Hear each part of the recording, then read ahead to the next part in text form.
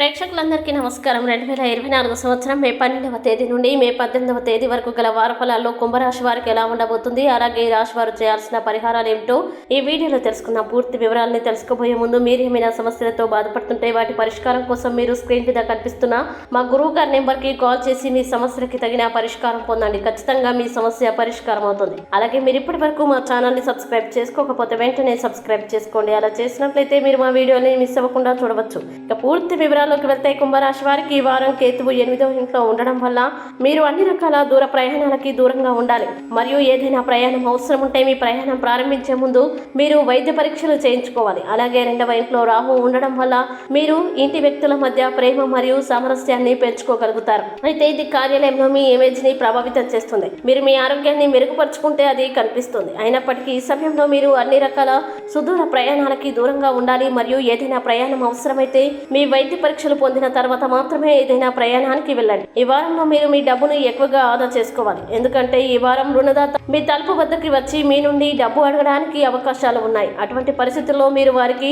డబ్బు తిరిగి ఇస్తే మీరు ఆర్థికంగా చిక్కుకోవచ్చు.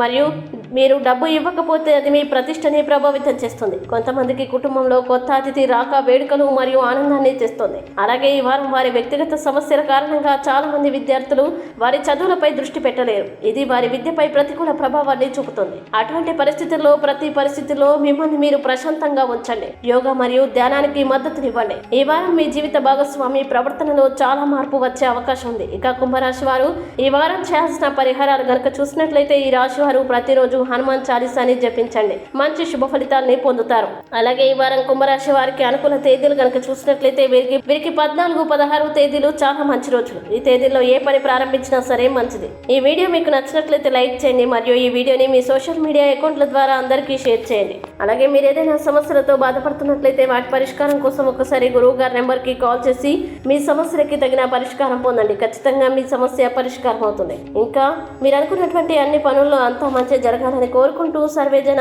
సుఖినో భవంతు.